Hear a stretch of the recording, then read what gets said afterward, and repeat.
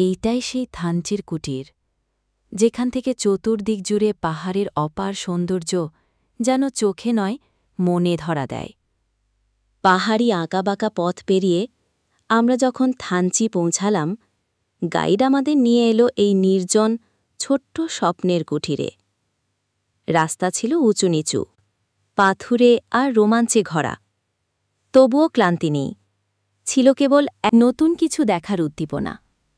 চারপাশে পাহাড়, মেঘের খেলা আর নিস্তব্ধ প্রকৃতির সঙ্গে একান্ত নিবিড় যোগাযোগ। এখানে রাতটা যেন আলাদা রকমের, একটা গভীর প্রশান্তির চাদরে মোড়া। রাতের বেলায় কখন যে চোখ লেগে এসেছে বুঝতেই পারিনি। যারা প্রকৃতিকে ভালোবাসেন, শহরের কোলাহল থেকে পালিয়ে একটু নিস্তব্ধ বাঁচতে চান, তাদের জন্য এই স্থান এক নিখুঁত আশ্রয়। পায়ে পায়ে পাহাড়ের প্রতিটি বাঁকে খুঁজে পাওয়া অ্যাডভেঞ্চারগুলো যদি শুনতে চান, তবে আমার পাশে থাকুন আর আপনার বন্ধুদের সাথে এই গল্পগুলো শেয়ার করতে ভুলবেন না।